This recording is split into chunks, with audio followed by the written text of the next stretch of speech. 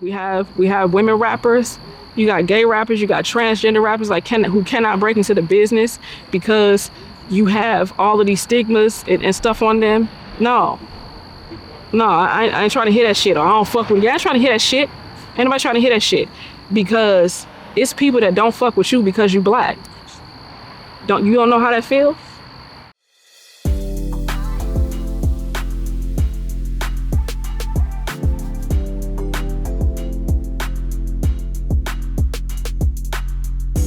Music Heads Radio, baby. Shout out to Music Heads.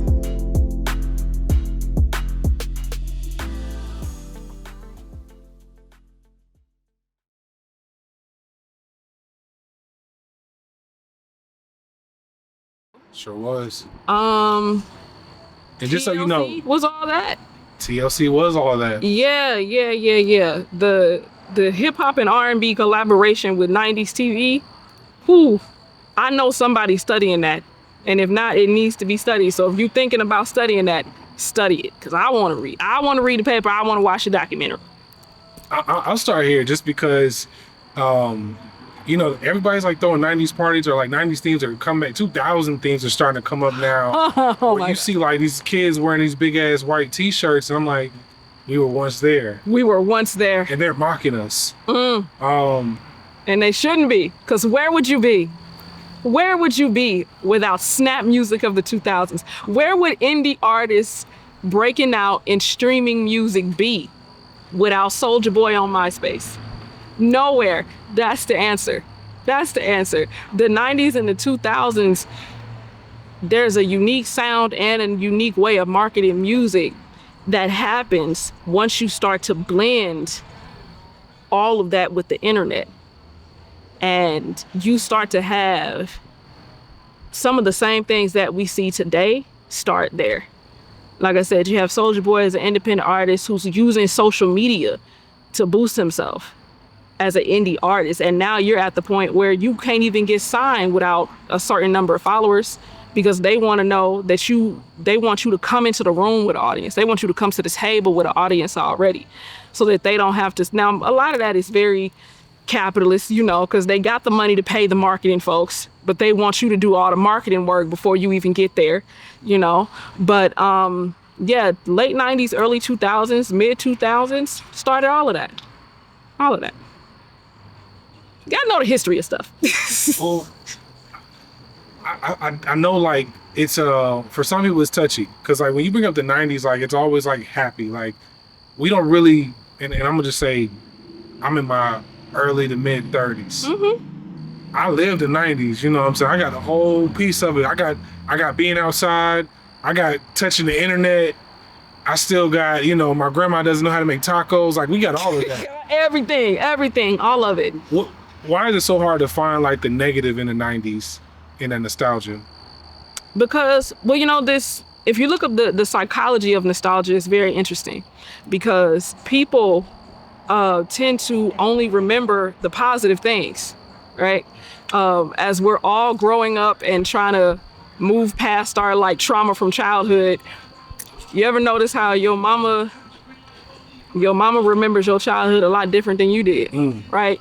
And when you say, remember when you whooped me, she don't remember that, right? It's because the psychology of nostalgia is so that you are more likely to remember positive things about the past. And we don't get into this in a minute, but it's that's also a trap. And matter of fact, they call it the nostalgia trap because there are the supervillains of the world, I like to call them, will have you thinking the reason why you don't have the past you used to have is because of XYZ person, right? And we need to get back there. And to get back there, we got to get rid of these people who took us off track. But it's hard to face the negative realities of that because it's trauma. It's traumatic. I would much rather talk about Captain Planet than the fact that for 20 years they was locking up every nigga who was blacking outside. Being blacking outside was a crime.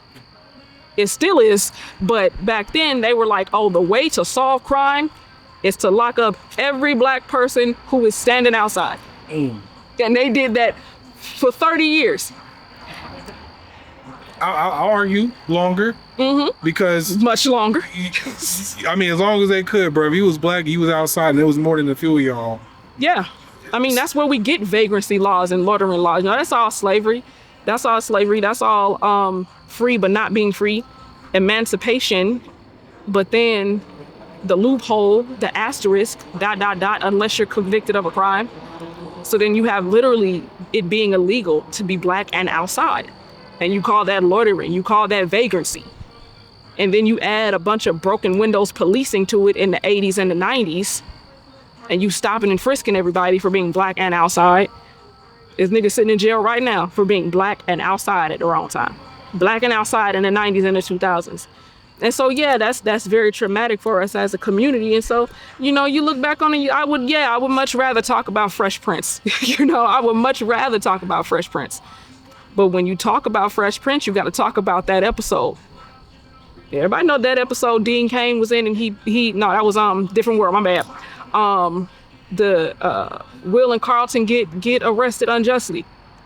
And Uncle Phil got to come and handle that situation. You know what I mean? Saw that episode? I feel like every 90s sitcom had an episode like that, though. Like you said, Different World, Dean Cain. Yeah. I mean, had an episode that really tackled, that tackled the issue for real.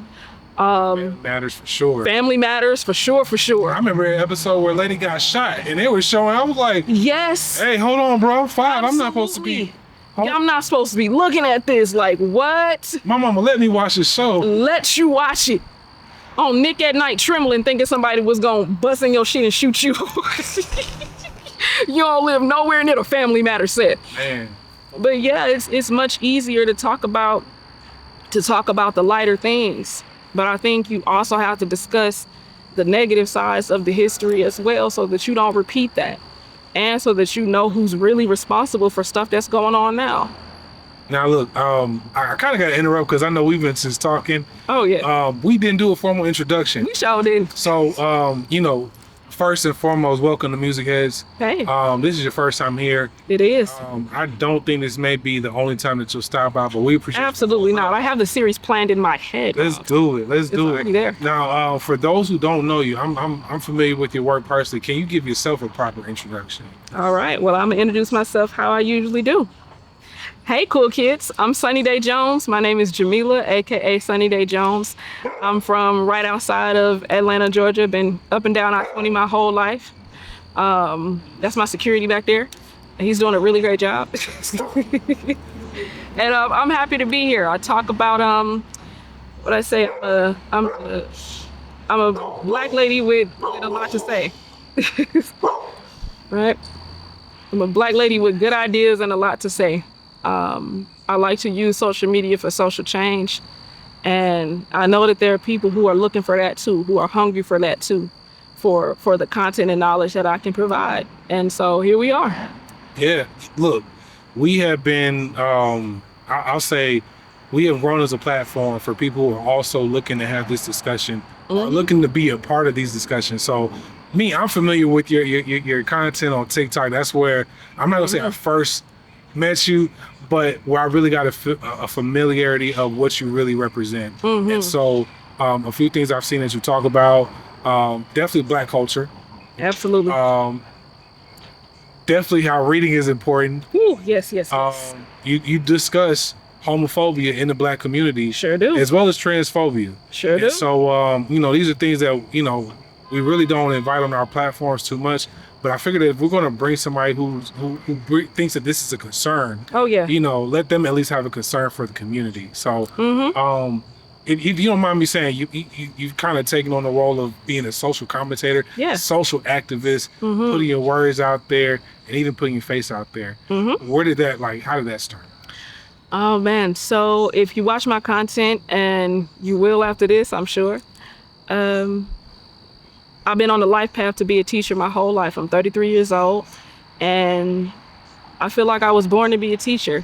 I was born to lead people from one thought process to another, from point A to point B in their minds, And I was on a path to be a teacher. And then the pandemic hit, and they decided they was gonna let all the kids get sick and take the sickness home to their mamas and grandmamas and little sisters and vulnerable populations, and they wasn't gonna do nothing. They decided that they was gonna let guns in school. Doesn't matter what trauma anybody has around guns. Doesn't matter. We just gonna let people walk in colleges with the guns. And I said, I can't endorse that. I can't do that no more. Because I understand as a teacher, it's important to read, of course, but sometimes you might be the only book somebody read. You might be the biggest example of how somebody should think and behave. So what does it look like for, Miss J? My students call me Miss J, don't gotta know my real name. But what does it mean for Miss J to stand up and teach class and ignore all of that going on? Oh, I think it's cool. I mean, Miss J's here, so it must be okay for me to go to school with COVID. It must be fine. No, I don't think that's fine. And you have to take a stand for something eventually. And so I said, you know what? Let me just be cool off of teaching this way for a minute. And, started freelancing, writing, social media, all that stuff. And I made one video on TikTok about American slavery. I said, you know what? I don't think people truly understand the financial impact of American slavery.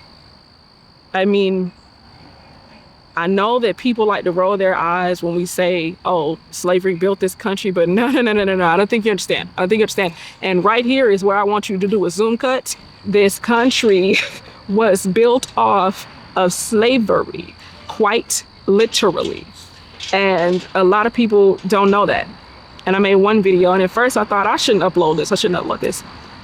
But I had stopped teaching, and I hadn't been teaching in the classroom for a couple of months. And I said, you know what? What if students who were taking my classes saw this? What if they could see this and learn from me that way? And so I hit upload on that 4.5 years ago, and 300,000 followers across all my platforms later. Here we are, 350 across all my platforms later. Here we are. That's how I started. So you have gotten 350,000 people to say, you know what? I hear what she's saying. And it's making me take action. Yeah. Was that the goal? Yes. Okay. Absolutely. I don't believe that things are accidents. When my platform started to grow, I sat down and I really said, what do you want to do with it? I'm not one of them people that's like, I just had no idea it would go viral. Yes, I did. Right? I was hoping it would, because I want people to know this information. Because my goal is not to say my goal is just say whatever to go viral, but my goal is to educate my audience. And if my audience gets bigger in the process, then I'm happy with it. I'm satisfied with that. I'm not going to tell people to not watch the video, but can you share maybe just a few facts of how impactful slavery was, American slavery was, to America? Just a few. How much time you got? No. By 1860, there were 4 million enslaved people in the United States. All right. Now, mind you, American slavery had been going on since America was the colonies. Right. One of the first things they tried to figure out is what we're going to do with black people. Black people arrived into these stolen U.S. colonies in 1619. So from 1619 to 1860, the population of enslaved people from what was then the colonies to then the United States grew to 4 million. Okay? When you think of it like that, and when you think of it to scale at how small the stolen United States was at the time, there were some states that at that time, a couple of them, that had more enslaved people than free people. I don't know if you if you were in elementary school, and you might have seen a little picture in your school book, and it had all of the little like icons for what each state imported and exported. And Georgia exported peanuts and peaches, and Idaho exported potatoes. In the 1790s, Virginia exported people. Their biggest export in the late 1700s to the mid 1800s was human beings, was enslaved people. The trillions of dollars. And I'm gonna be real careful when I say this, because people still don't understand the scope of it. That is not the value of the work. That is the value of the people, because black people were property at that time. And property, just like it does now, has a property value, just like a car, just like a house. The value of enslaved people by 1860s was in its billions, even trillions of dollars once you add the actual labor to that. We haven't even added the labor to that. So when I tell you when I say there are whole towns, whole states that are still rich, right?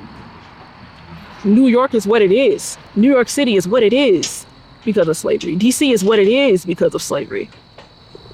So those are just like a little bit of the numbers, right? Cotton became a global export. Sugar became a global export. The globe smokes as much as it does now because of the export of tobacco, right? It was not just a Southern thing, because you also learn that it's like the North and then the South, and then the North had industrialization and that they didn't need slavery. No, my dear, that made slavery worse. That made slavery worse, actually. Oh, how to make it worse? Sonny, I'm so glad you asked me that, because the advancing of technology does not eliminate the need for certain workers. It increases that need, right? Amazon grew, and Amazon warehouses grew, and Amazon warehouse workers grew. And the number of people getting paid minimum wage in this country grew. But Amazon brought technology. Yeah. It also brought a whole new generation of workers working at scab wages with it. So industrialization in the North actually made slavery worse, because it increased the capacity to produce. And you need more people working to keep up with that capacity. There are so many things that we learn that are either half true or not true at all, because you have to believe that it wasn't that bad, because then you can't even wrap your mind around the gravity of it for real. I believe strongly that it impacts us like deeper than we really understand. Mm-hmm. And I'm gonna go back to even our interview with Deontay. He mentioned that we're now at the point where we're just dealing with the rubble. We haven't even really gotten anywhere close to what we think we know. We know a lot. And we know a lot because we are able to share information faster than we've ever been. Right. Let me go back to this part. You have a large presence and following on TikTok. I do. You are also probably impacted by, I guess, the banning of TikTok in America. Mm-hmm. Was that something that impacted you? It did. I didn't lose followers or anything. I actually had people work really hard to find where I was. I mean, I had people sending me emails going, just to make sure, this is who you are on Instagram, right? This is who you are. I had people sending me Cash Apps, because my Cash App is the same as my social media name, to be like, leave me a note to be like, just to make sure this is you, right? They didn't want to lose me, right? They didn't want to lose me on different platforms. So the positive side of it was that it really did show me how important my work is, how important it is. It also showed me how finicky platforms are. It showed me how finicky the platform is. It showed me how I need to really think about how I move and where I make my next move too, right? I want to be more active on YouTube. That seems a little more solid. I want to be more active on my Patreon. I'm teaching an African American history class there, which you should absolutely check out. By the way, it's great. Plug yourself. Absolutely check out, by the way. It's great. It just made me even more aware of how important my platform is to me and how important my work is to me. And so I want to make sure it has longevity somewhere, because clearly TikTok ain't the place. If you're looking for longevity, that might not be it. You're looking to build an audience, maybe, but you got to leave that audience somewhere else so that you can have longevity. And that's what that little 12-hour loss taught me. It's crazy, because we're still kind of fighting for our own ability to maintain our own. Mm-hmm. And TikTok, it's crazy, because it's like I wish they gave the same energy to all the socials, like Facebook, right, to Twitter. Mm-hmm. you didn't give it this much. I think just because there's a much bigger threat than what they're telling us. Right. What I'm saying? They're saying China. Mm-hmm. They're saying we're being spied on. We've been spied on. We've been compromised. Yeah, like as a country, there are people here that are able to communicate stuff without TikTok. So you think this is the problem? You know, for you, what steps are you taking now? You mentioned your Patreon, but you know the world is back outside. Right. You know, like, do you ever see yourself really getting in touch with the people, like, again? Man, I would love to teach community classes. I would love to do that. I would love to circle around with a bunch of people at a library, at a bookstore, in somebody's grandma's backyard with some fried fish and have these conversations that are so important, you know, because a lot of people aren't on social media, you know? A lot of people are taking their phones and showing their moms and grandmas, cousins who aren't on social media what I'm saying, you know? But if they don't do that, they don't know, you know? I would really love to be even more offline with my work, because that for me is what's going to help me put roots down. You know, I feel like the internet is up here, but once you get offline, you can get down. You can really get in and put roots somewhere, and I would love to do that. Yeah. Okay. I want to go back a little bit. I want to kind of go back to the 90s just because, again, it's never coming back. I like to tell people it's not coming back. It's never coming back, y'all. The internet, I don't want to say ruined, but the internet changed it. Let's say changed. The internet changed it. It's not coming back. No. What is it? Is it we're going to be so dependent on AI to give us information? Like, because for you advocate reading books. Yes. You know, we had a chance to read books in the 90s. They used to give pizza parties. Because that's the problem. You're not reading your 600 minutes. You're not reading your 600 minutes for your personal pan pizza. And that's the problem. You're not taking your accelerated reader tests for your free Six Flags ticket. And that's the problem. They bring back the reading incentives that kept us smart.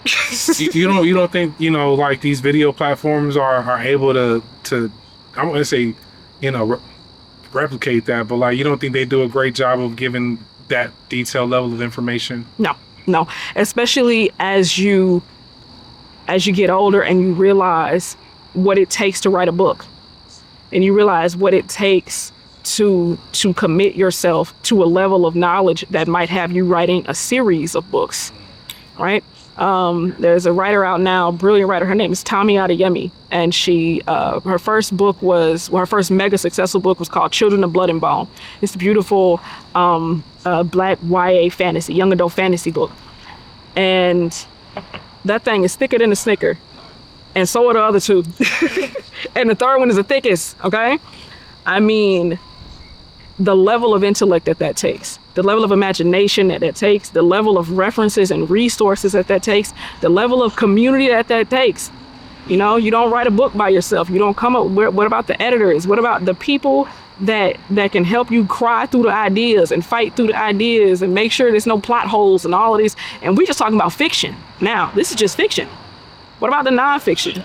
You know, how much it takes to write about such incredibly like niche topics, incredibly sensitive topics, incredibly important topics. I think the internet with the quick hits, what Beyonce say, people put out the quick singles and they burn out and do it again. I think the internet can be the same place, can have the same effect intellectually sometimes. You know, it's only so much I can do in an hour right here. It's only so much I can do in 3 minutes on the internet. And so I think technology has given us a lot, but it has also taken away quite a bit in exchange. And I'm always going to advocate for picking up that book and reading it before you type it into some AI thing and have it summarized for you. Pick it up and read it for yourself. But yeah, that's how I knew I wanted to be a writer. What? BB. Who got the keys to the G? I was like, how do you put 6, 7 years old? Like, how do you put words like that together? How do you do that? Probably Busta Rhymes, Put Your Hand Where My Eyes Can See. Oh my God. His visuals were crazy. The visuals were nuts. Yeah. Like, that is what we call Afrofuturism. Like, what? And I'm sorry to cut you off like here, but it's like Missy Elliott she's not the only one, but she's one of the few artists that really gave credit to her producers and her engineers. Tim Yes. being just a genius in his musical lane, you know, equally. And I like when people they give credit to not just being a great artist, but to the team that they work with. When people realize they can't tell the story by themselves, when they realize that when they can't wait to tell people how they didn't do it alone, right? Like, I'm one of those people, I can't wait to tell folks how I did not do it by myself. Like, yo, here's my audio engineer. Nah, it's really my editor. I'm just here yapping. You know what I mean? It's like, if I yap and I don't have an editor, it's going to sound nuts. Okay? It's going to look absolutely crazy. You know how I would have cried in my room trying to get these two lights to look right? Like, trying to get the audio to sound right. I can't wait to tell folks how I didn't do it by myself. And I respect that about Missy as well. I do. Let me see. What are some other Outkast? I mean, come on, right? Come on. At 18, I'm literally been up and down I-20 all my life. If Outkast has not had an effect on your life, are you from Atlanta? You know, like, I mean, I'm sure you are, but are you? Because having the South break into rap at a time like that, they weren't the first or the only, but to have the South break into rap at a time like that, at a time when it was truly, really all about New York and LA and maybe Houston sometimes, right? For Atlanta to really break onto the music scene like that, for people to think that they hadn't paid their dues enough, so people to think that, what is that wacky ass sound y'all got going on? I don't know what that is. That ain't hip hop. That ain't rap. You know what I mean? But to really integrate the Southern storytelling into hip hop, oh man, what a time to be alive. What a time. I'm doing the 90s nostalgia thing already. What a time to be alive. Whew, what a time to be alive. And just for the South, you know, slept and then kind of just took over everything from from the 99 and into 2000s. Into the 2000s. Into the 2000s. Well, they was playing Hey Ya in Japan. So, like, what are you saying? What do you mean? Worldwide phenomenon. All on the charts like the Macarena and shit. Like, what? I mean, truly artistry, right? Artistry. And at that time, and really still, you have this stigma in the South for everything from music to food to intellect, that the South is just lower. You know, like, oh, that's where them Hicks is from. That's where y'all country bumpkins is from. And, oh, it's tumbleweeds and all this, whatever. You know, we hear the Southern jokes from people. You know, my comeback is always, I've never been to New York and said, give me that good old Northern cooking. I've never said that, you know, but whatever. I love New York. It's a great place. It is absolute chaos. It is Narnia sometimes. But, I mean, I love it there. You know what? I'll tell you what I do recall about the 90s. There was a lot of intention, a lot of choreography. Oh, yeah. A lot of, you know, if we want to get the community involved, we will. But there was a lot of dollars that was actually spent versus today. You know, like you said, you got to have a following or a platform already for the label to be like, yeah, okay, well, we'll spend some money on you. But they've got the money. They have it. Yeah, they have it to spend. Because they stole it from somebody in the 90s. They scammed somebody out of a contract in the 99s and 2000s. They have it to give it to you now, trust. And I'm not going to say the music is better. Like, that's all subjective. But Right. it does, like, have a better, like, longer lasting, like, impact. Right. You know? Especially when you think about the incentive to putting the marketing and the putting the responsibility of building the audience first on the artist. That, of course, is going to lead to people just doing whatever to build the audience.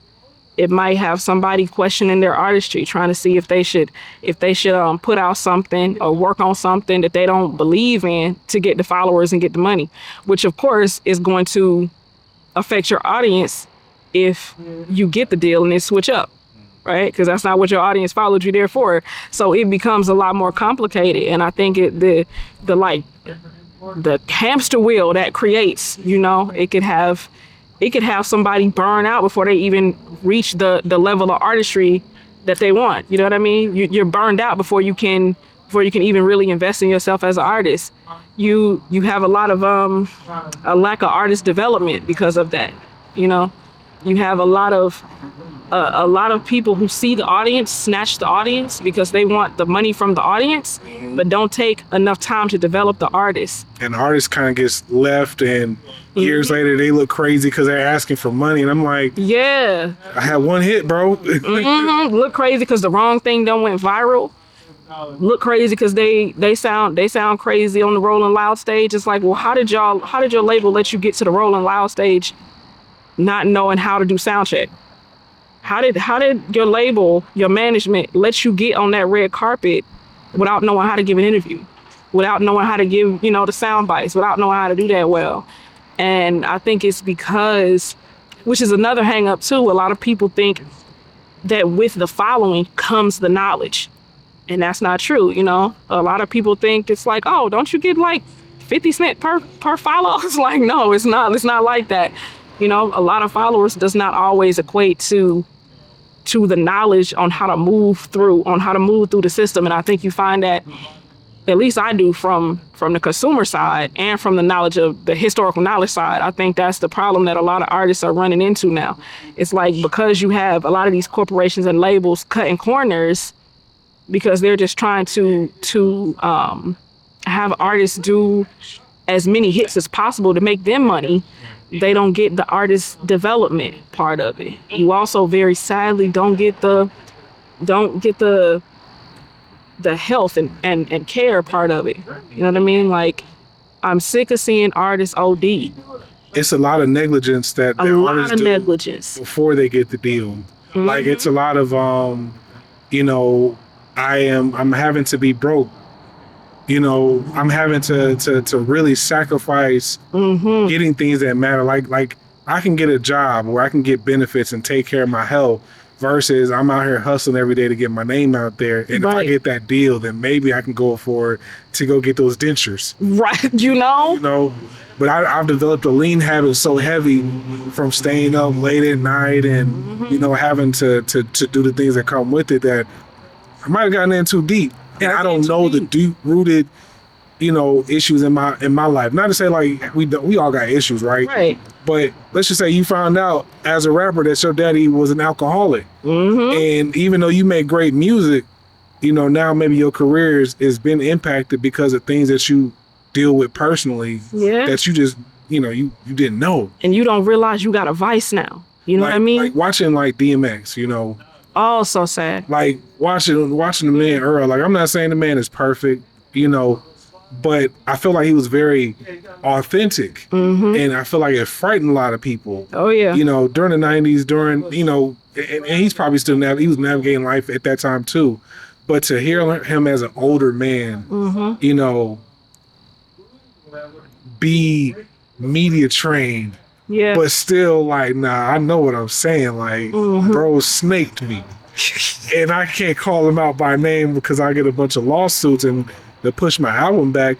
But you know that the talent, the skill, the heart, the passion is there. But I had to neglect things in order to maintain a lifestyle, So I sometimes, I feel like artists don't get protected either. Yeah. Because even when we go back to, like, my dad, he'll tell me sometimes about Sam Cooke. And the efforts that Sam Cooke made as a black man in his times for music, especially black music. And he wanted to go to the independent label, and he wanted to talk about the issues that black people were dealing with. But you're dealing with people who don't want to see you profit and be the talent. Absolutely. And definitely don't want to hear about no social issues. Will blackball you for talking about racism. How many of those artists from back in the day are expats? Were expats, had to move out of the US to get a job. Had to move out of the US to even be able to have a sustainable career because they wanted to talk about Jim Crow. It's like it's a double-edged sword, and I feel like a lot of people, I completely understand that a lot of people will feel like they have a choice to make as a black artist. They feel like they have a choice to make, and it's hard to find that balance. Take it back to DMX, I feel his story is one of those that hurts my heart, because like you said, it's not a lot of care and investment put into artists sometimes. But I mean, when you listen to like some of the documentaries and his interviews and stuff, it's like he was 14. He was 14 and his OGs was giving him weed laced with cocaine.